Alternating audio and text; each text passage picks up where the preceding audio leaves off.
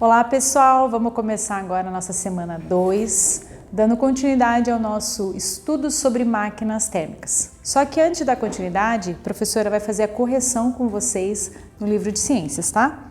Então, nos exercícios que foram pedidos para vocês estarem fazendo, o primeiro deles é na página 47, a parada obrigatória. Então, pega o teu livro de ciências, pega a tua borracha, pega o teu lápis e vamos corrigir aqui, página 47 do livro. Vamos lá. Primeira pergunta. As máquinas simples são fundamentais e seus princípios de funcionamento podem estar presentes em máquinas mais complexas. O martelo, a tesoura, a alavanca e o plano inclinado são exemplos de máquinas simples. Por que essas máquinas são fundamentais para os seres humanos? Então, olha lá a resposta. Elas são fundamentais, pois permitem que os seres humanos realizem atividades de modo mais fácil e com menor gasto de energia. Então, as máquinas simples que nós estudamos semana passada, estavam falando então que não dependem de energia elétrica e elas ajudam no trabalho do dia a dia, facilitando para que o homem não ponha tanta força para realizar essa atividade. Exercício 2. De acordo com a legislação brasileira, a acessibilidade é definida como a possibilidade e a condição de alcance para a utilização com segurança e autonomia de diversos tipos de espaço. A garantia à acessibilidade vai ao encontro do direito constitucional de ir e vir, porém, ainda é um desafio na realidade brasileira. Explique como máquina simples pode melhorar as condições de acessibilidade em espaços, citando um exemplo. Então, nós temos pessoas com deficiência ou mobilidade reduzida. Podem ter dificuldade de, por exemplo, subir degraus, rampas não, gente, desculpa, só degraus e lugares que a gente tem que enfrentar de grandes escaladas. Então, as máquinas simples podem ser utilizadas para reduzir o esforço necessário para realizar uma tarefa ou compor soluções para situações nas quais a locomoção dessas pessoas seria impossíveis. Então, aqueles degraus, quando entra numa casa tem um degrau, quando tem um prédio não tem elevador, tem muitas escadas. Então, isso dificulta para pessoas com deficiência ou mobilidade reduzida. Então, os exemplos que podem ser citados são vários. A utilização de rampas, planos inclinados para substituir terrenos mais elevados e a utilização de alavancas para segurar objetos. A professora colocou duas imagens para vocês que nós temos hoje como cidade, é uma norma, é uma regra, né? Escolas, ambientes públicos precisam ter rampas. Então lá tem um cartaz mostrando para uma pessoa com uma deficiência. Também em ônibus, nós temos ali a pessoa vai com a cadeira de rodas, eles têm um elevador para poder ajudar, em tubos de ônibus também. Então muitos lugares já compreenderam e já colocaram em prática isso para a pessoa poder se locomover pela cidade sem dificuldade nenhuma. Isso é uma máquina simples, então foi feita uma rampa ao invés de um degrau. Vamos lá, exercício 3. Lorena encontra 2 potes de geleia em sua geladeira. Os potes, semelhantes ao da imagem ao lado, apresentam ranhuras no interior da tampa e no exterior do bocal. Em um dos potes, as ranhuras dão 2 voltas espiraladas, enquanto no outro dão 4. Então, são aquela partezinha do pote em cima, olha ali na imagem, que dá voltas. Em um tem 2 só e na outra tem 4. Lorena abre as 2 geleias e percebe que o esforço para abrir um dos potes foi menor que abrir o outro. Então, vamos lá. Letra A. Qual pote Lorena achou mais fácil de abrir? O pote com mais ranhuras, o pote com mais voltas. E por que isso ocorre? Porque o esforço para abrir o pote com mais ranhuras é menor, pois a força necessária para abri-lo é menor pelo fato de dar mais voltas para finalizar o processo. Então, 2 potes, um com 2 voltas só, ela ia ter que pôr uma força maior porque tem 2 voltas. E o outro que tem 4 vai facilitar, a força dela não vai ser tanta, porque as voltas ajudam a tirar a tampa. Próximo exercício, questão 4. Qual é a máquina simples que pode ser usada para fixar objetos? Geralmente é descrita com um plano inclinado enrolado em um cilindro. Então, é um parafuso, né? Se você olhar o parafuso, ele parece igual aquele potinho. cheio de ranhuras, e quando você gira, o fato dele ter essas voltas, ele facilita a entrada dele na parede. Certo, turma? Então aqui nós terminamos o exercício 47. Qualquer dúvida, vocês mandam lá uma pergunta para a professora no PDA. Continuando, passei também exercício na página 51 e 52. Vamos lá. Abra o livro de vocês, parada obrigatória. Exercício 5. O mural a seguir apresenta cenas da rotina do povo na lavoura na época do Egito Antigo. Então olha que legal a imagem, né? Tem um mural na tumba do artesão egípcio Senedjem. Então ali tem pessoas em cima, mexendo com a agricultura, embaixo ali um boi puxando também para facilitar o trabalho deles. Então é uma imagem totalmente voltada à agricultura. Identifique as fontes de energia utilizada pelo povo egípcio retratado nesse mural. Para o cultivo da lavoura, o sol é uma das fontes de energia. Além disso, podemos ver no mural que os povos egípcios utilizavam tração animal para cuidar da lavoura. Então, qual que era a fonte de energia? O sol. Mas de que forma que eles também facilitavam o trabalho deles? Colocando um animal para puxar, para poder facilitar para que ele não tenha esforço 100% dele naquele trabalho que ele está fazendo. 6. Cite uma consequência do uso dos combustíveis fósseis. Então, emissão de gases poluentes, que geram poluição atmosférica. Tá? Nós estudamos um pouquinho sobre isso, a questão dos combustíveis fósseis e de que forma que ela tem sido um poluente alto no ar hoje. Considere o gráfico a seguir para resolver as questões 7 e 8. Então, na página 51 ainda, nós temos ali um gráfico, tá? A professora colocou antes ali duas imagens sobre a emissão de poluentes no ambiente, tá? Então, nós temos questão de vazamento de óleo nos mares e na atmosfera um vazamento muito grande de poluentes. Vamos lá para o gráfico. Consumo de carvão e madeira pela Inglaterra e País de Gales entre 1550 e 1850. Então, nós temos um gráfico mostrando o consumo estimado entre esses anos, mostrou no gráfico o carvão mineral disparando e a madeira sendo reduzida ao longo dos anos. Aí na pergunta 7 ele vai fazer o seguinte. O gráfico representa o consumo estimado de carvão e madeira como combustível por países europeus entre 1550 e 1850. Sabendo que no século XVII o Reino Unido já tinha desmatado grande parte do seu território. Analise o gráfico e descreva a mudança de combustíveis majoritariamente utilizada pelo Reino Unido no século XVII. O gráfico mostra que de 1550 ao início do século XVII, a madeira era o principal combustível, era o que vocês viram ali no gráfico, utilizado pela Inglaterra e País de Gales.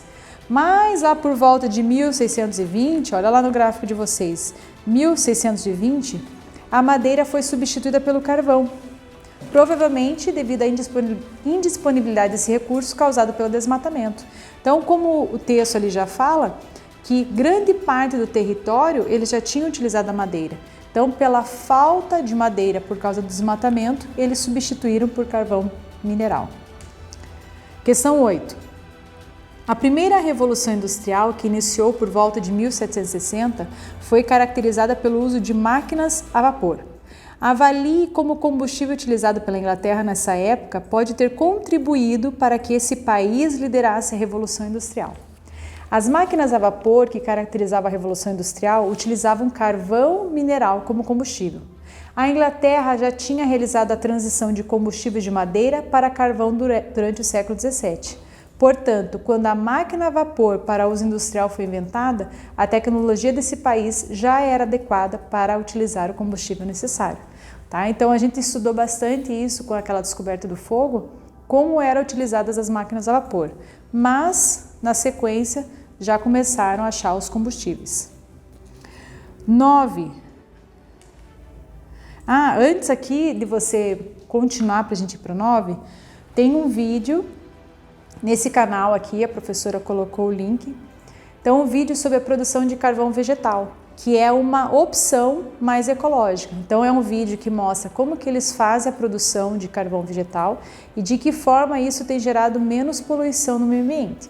Então você pode dar uma parada aqui na tua correção do exercício, entra lá na G1 da Globo e assiste o videozinho sobre as fornalhas de forno para a produção do carvão vegetal. Dando continuidade, exercício 9. Com o propósito de evitar as frequentes inundações nas minas de carvão em regiões da Espanha, o militar espanhol Jerônimo, de 1553 a 1613, ele patenteou em 1606 uma interessante invenção, um aparato que utilizava vapor da água em um compartimento para bombear a água excedente nas minas. Essa invenção pode ser caracterizada como uma máquina térmica? Claro, pessoal. A máquina inventada por Jerônimo de Aynás pode ser considerada uma máquina térmica, pois utilizava vapor da água para funcionar. Então, o que é uma máquina térmica? Tudo aquilo que nós utilizamos fogo. Se aquece, se ele mantém o ambiente aquecido, se cozinha algum alimento, isso está na categoria de uma máquina térmica. Esse vapor provavelmente surgia do aquecimento da água, que é um processo térmico, tá? A professora trouxe aqui, uma foto do Jerônimo de Aynás e a máquina que ele inventou na época para tirar aquela água das minas, para evitar inundações enquanto os trabalhadores estavam ali fazendo aquela retirada de minérios, tá? Então aqui é uma fotinho para vocês, mas entendendo que a máquina que ele criou é uma máquina térmica, sim. E exercício 10, a tabela a seguir mostra a densidade energética de alguns combustíveis, ou seja, a quantidade de energia produzida pela combustão de 1 kg desses materiais. Então nós temos ali 4 exemplos: madeira, carvão, diesel e gasolina. A partir dos dados da tabela acima e dos seus conhecimentos sobre o assunto, responda qual é o combustível que produz mais energia durante uma combustão e explique por que essa predominância ocorre ainda hoje. Então, os dados da tabela representam que o combustível que produz mais energia quando submetido à combustão é a gasolina. Os combustíveis derivados do petróleo apresentam densidade energética maior do que a madeira e o carvão. Portanto, a sua utilização em motores torna-os mais eficientes. Certo? Então, nós terminamos aqui da correção das atividades que a professora passou semana passada. Corrige lá. Deixa o seu livro certinho, se você errou, se você não fez, apaga, escreve. Vamos deixar tudo certo para o nosso estudo. E vamos entrar agora, dando continuidade ao nosso assunto sobre máquinas térmicas, vamos entrar no nosso novo conteúdo, que começa na página 53, funcionamento das máquinas térmicas. Tá? Então esse é o nosso próximo tópico. A professora deixa aqui também a dica para vocês. Escreve no teu fichário, coloca certinho a semana 2, coloca a data de hoje, deixa tudo certinho para você não se perder para acompanhar a aula e na hora do seu estudo. Então vamos para o objetivo da nossa aula. O objetivo dessa aula sobre o funcionamento das máquinas térmicas é discutir o uso de diferentes tipos de combustíveis em máquinas térmicas ao longo do tempo, para avaliar questões econômicas e problemas socioambientais causados pela produção e uso desses materiais e máquinas. Então, quando nós entramos no nosso tema sobre a revolução, a descoberta do fogo, começamos a ver o homem cada vez mais evoluindo nas tecnologias. Nós precisamos tanto da energia elétrica, nós precisamos de combustíveis e tudo isso, para você poder utilizar, tem que ter a questão socioeconômica de um país, uma questão socioeconômica das famílias. Temos que também avaliar a questão das máquinas, que tipo de poluentes elas estão gerando, se é compatível, se é próprio, se dá para utilizar de uma forma mais econômica ou não. Então a gente vai discutir um pouquinho para mostrar como que ao longo dos anos as máquinas foram se evoluindo, elas foram utilizando dessa energia e o que elas foram causando no meio ambiente. Vamos lá, então vamos falar no funcionamento de máquinas térmicas, são 3 tipos. O primeiro é motor e combustão externa. Então no livro de vocês, na página 53, traz a foto de uma locomotiva a vapor. Então quando fala motor e combustão externa, significa que a queima vai ocorrer fora do motor.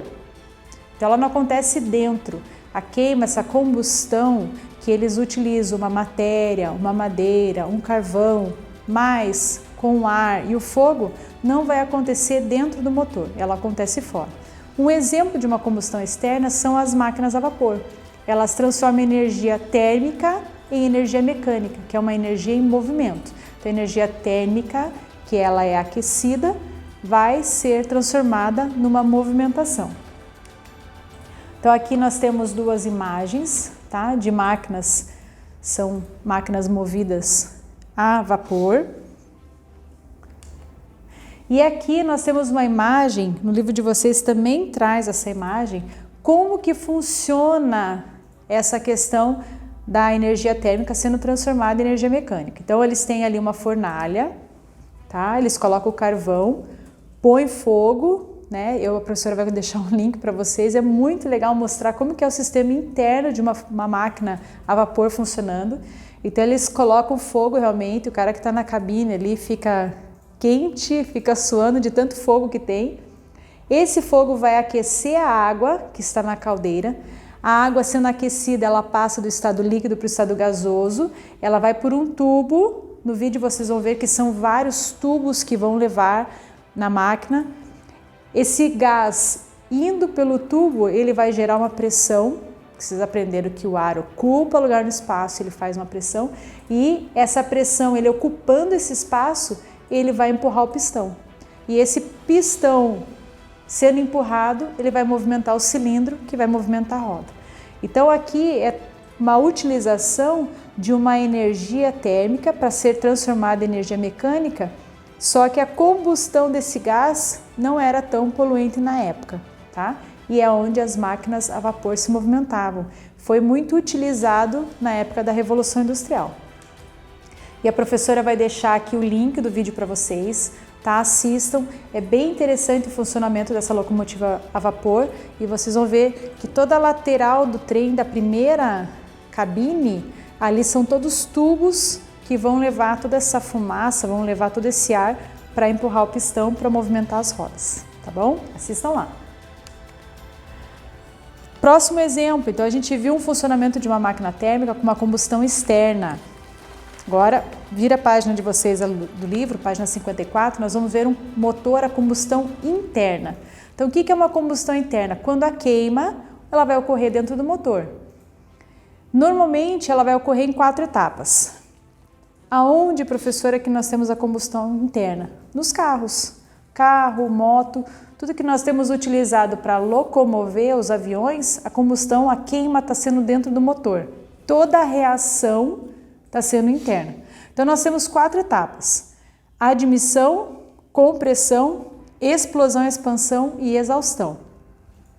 Deixa eu pôr uma foto aqui para vocês. Então, os carros hoje, né, saindo de um carro também locomovido a vapor, indo para um carro agora sendo utilizado um produto para essa queima. Então, vamos começar lá com a admissão. Então, o pistão, ele vai permitir que entre um ar. Esse ar, ele vai empurrar essa válvula, vai gerar uma pressão ali dentro e quando essa válvula, ela empurra esse ar e comprime ele, ocorre uma faísca e ali dá uma explosão. E essa explosão movimenta de novo essa válvula e ele começa a se movimentar por causa dessas microexplosõezinhas que acontecem dentro do motor, tá? Então, são 4 etapas que acontecem para um tipo de motor de combustão interna. Se você pesquisar um pouquinho mais a fundo, alguns carros, algum tipo de automóveis utilizam etapas menores. E também, no vídeo que a professora deixou um link aqui para vocês, vai mostrar a diferença de um motor a diesel e um motor a gasolina. Porque na hora que entra o ar, no motor a gasolina, entra o ar e a gasolina. Motor a diesel não, é só o ar que entra e depois essa microexplosão faz a movimentação dessa válvula também movimentando as rodas. As máquinas térmicas com combustão interna, elas são muito mais velozes do que a máquina térmica com combustão externa, porque após a queima não há tanta perda de energia. Por quê? Porque quando a combustão é externa, como a gente viu na máquina a vapor, quando dá aquela reação que vai sair a parte onde a água se tornou do estado líquido para o estado vapor, ela se locomove até a parte onde tem um pistão. E esse deslocamento desse ar tem uma perda de energia. Então ela se locomove muito mais lento. Já na combustão interna não. Todo o processo acontece dentro do motor, fazendo com que seja muito mais rápido a utilização da energia e ele seja mais veloz também. E por último, dentro de um funcionamento de uma máquina térmica, nós vamos falar sobre o processo da geladeira, que é uma máquina térmica muito utilizada e que ele vai explicar como que foi feito todo o processo para um funcionamento, onde você tem que fazer com que dentro desse recipiente o ar fique frio, diferenciando do ar externo, tá? Então no livro de vocês, na página 55, traz uma imagem também parecida com essa aqui, só que essa da professora está sem coloração, tá? No livro de vocês tem uma cor. Então o que acontece? Dentro da geladeira nós temos um compressor, tá? Que tem lá na imagem de vocês. Esse compressor, ele vai pegar o ar que está dentro da geladeira, o ar que está quente, ele vai pôr no compressor e vai fazer com que passe por esse condensador que está fora da geladeira. Esse condensador, ele começa a esfriar esse ar.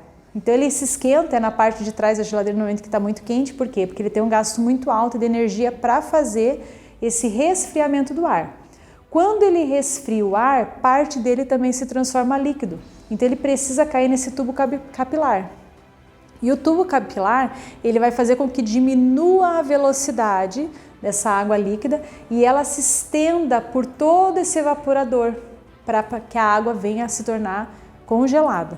Então o tubo capilar ele vai também continuando a resfriar, diminui a velocidade que a água está entrando, congela no evaporador.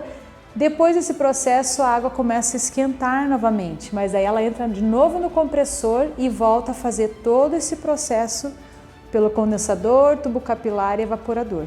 Então o compressor é o responsável por transformar todo aquele ar quente, lança para o condensador e ali eles vão resfriar o ar. Esse é um funcionamento de uma geladeira que nós utilizamos para deixar nossos alimentos mais conservados por mais tempo, né?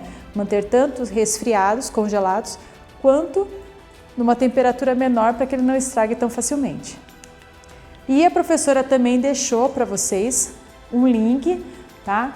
Que é um videozinho explicando isso, então eu acho que é um reforço para nós, não só a professora falando, mas se você ver um vídeo, você vai conseguir ter uma noção melhor de como funciona dentro da geladeira. Terminamos aqui então o funcionamento, tá, das máquinas térmicas. Nós vamos entrar agora quais são as novas máquinas e tecnologias e mudanças na sociedade. Então o livro de vocês ali na página 57 começa com texto. Não deixe de ler o livro de vocês também, por mais que a professora faça os slides, você coloque no teu fichário, mas leia os textos do livro, tá? Então vamos falar sobre as novas máquinas e tecnologias. A professora vai dar entrada com os pontos positivos. O que foi de positivo nessa nova entrada de tecnologias? O que houve na sociedade de bom? As máquinas tornaram o processo mais barato, rápido e produtivo. Novos produtos inventados contribuindo para a nossa segurança, conforto e qualidade de vida. Então olha quanta coisa boa fez, né? A professora sempre brinca com vocês vão comer um frango na hora do almoço, ninguém mais tem que ir lá matar galinha, né? Não no nosso dia a dia aqui na cidade, né? Mas a gente não precisa mais matar a galinha, precisa preparar uma fogueira, a gente não precisa mais disso. Então hoje você vai lá no mercado, compra uma galinha congelada, tem a geladeira com o processo, põe ela no freezer, tira, descongela. Tem gente que usa o micro-ondas, que é uma máquina térmica, tem gente que já usa o fogão, a panela, mas a tecnologia veio para facilitar o nosso dia a dia. Hoje você quer fazer um estudo, o que o celular fez, né? Digita lá no Google, coloca a palavra que você quer falar, que você quer estudar, quer ver a definição. Então toda a tecnologia facilitou o nosso dia a dia, para que seja mais rápido, tenha mais segurança e também são muitos dos produtos, dos aparelhos térmicos hoje, são também mais baratos e acessíveis à população. Isso é um ponto positivo. Os veículos movidos a combustão levaram as pessoas a maiores distâncias. Então, o fato de ter carro hoje, começamos a ir para lugares que estavam muito mais longes, aviões, chegando também a outros países, contribuindo para o intercâmbio cultural e econômico entre regiões e países. Então, olha quanto ponto positivo foi o fato de você hoje ter um carro, poder usar um avião, que naquela época, às vezes, para fazer em distâncias menores com camelos, com cavalos, levava às vezes meses para chegar num lugar hoje que você leva um dia de avião para poder chegar. Pontos positivos. Mas nós também temos os nossos pontos negativos. O que foi que a tecnologia entrando não gerou de benéfico? Qual foi o ponto negativo? Houve aumento de desemprego em diversos setores. Por quê? Porque o trabalho do homem foi substituído por máquina. Coisas que antes o homem precisava fazer, hoje uma máquina substitui ele. E o aumento da produtividade gerou maior extração de recursos da natureza, levando à escassez de alguns elementos naturais. Então, aquele gráfico que a gente viu do exercício, imagine em 1620, já fazendo a troca de carvão mineral por madeira, já tinha uma região desmatada. Então, essa questão de ter novas tecnologias gerou também na natureza uma escassez de alguns recursos naturais, tirando também habitats de alguns animais, matando algumas espécies de plantas. Então, não teve só ponto positivo, houve alguns pontos negativos. Há uma imagem de uma indústria têxtil, olha quantos funcionários, quantas máquinas funcionando, quanto precisava de pessoas fazendo um trabalho braçal. Isso na época da Revolução Industrial. Olha uma imagem agora de uma fábrica têxtil como que é hoje. Tudo máquina fazendo. Tem alguns funcionários? Tem, mas na mesma quantidade, não. Isso também, pessoal, pode acontecer de uma forma inversa. Nós temos hoje, gerou também a questão de novas tecnologias, gerou também trabalhos, né? Por causa da grande demanda e porque a gente viu sobre produtos que quebram fácil, que estragam rapidamente e isso as pessoas estão comprando mais. Então, por causa do consumismo maior da nossa sociedade, gerou mais empregos também. A troca de veículos motorizados trouxe impactos ambientais, pois o uso de combustíveis fósseis leva à emissão de gases poluentes na atmosfera e a sua produção envolve a exploração de recursos naturais não renováveis, prejudicando o meio ambiente. Então, o fato de nós termos veículos motorizados ajudou muito nesse intercâmbio cultural, de irmos a longas distâncias com mais rapidez, mais facilidade. Só que, ao mesmo tempo, o recurso natural que eles estão utilizando para queima, para utilizar como combustível, ele não é renovável e ele prejudica o meio ambiente. Por isso que, teve o videozinho do carvão vegetal, nós falamos sobre o cultivo da cana-de-açúcar que o Brasil tem feito hoje como um biocombustível, que é mais fácil de poder renovar, porque daí faz as plantações, é uma troca de combustível, porque o homem também tem pensado hoje de uma forma para melhorar a qualidade do meio ambiente. E aqui, para nós encerrarmos a nossa aula, então a professora colocou, depois vocês vão ver lá o que a professora pede para vocês estarem fazendo. Eu pedi alguns exercícios, mas eu vou querer de vocês uma folha para vocês estarem refletindo. Eu coloquei 3 tópicos ali. Como que você vê impacto ambiental versus recursos financeiros versus benefícios para o homem? Então hoje, quando uma pessoa vai criar uma nova tecnologia, ele vai fazer um aparelho, ele vai fazer uma máquina térmica, vai fazer um celular novo, um computador, qualquer aparelho que ele vai fazer. O que vocês acham? Ele pensa no impacto ambiental? Ele pensa com relação a gasto financeiro? Ou ele pensa no benefício que você está tendo com aquele aparelho? O que você acha desses 3 tópicos quando ele vai fazer uma nova tecnologia? O que ele está pesando ali? Ele fica mais preocupado com o impacto ambiental, não está preocupado? Ele está preocupado como que você vai ter um gasto financeiro, se o produto dele vai ser bom, vai ser durável? Ou ele está falando assim, não, o meu produto eu estou pensando no benefício para o homem, ele vai se beneficiar, vai ser importante para ele. O que você acha desses 3 tópicos? De que forma que o homem hoje se baseia para construir uma nova tecnologia? Então faça esse texto, manda para a professora, reflete um pouquinho sobre o que o homem tem feito hoje E qualquer dúvida, entra lá no PDA e manda para a professora. Um abraço para vocês, até semana que vem.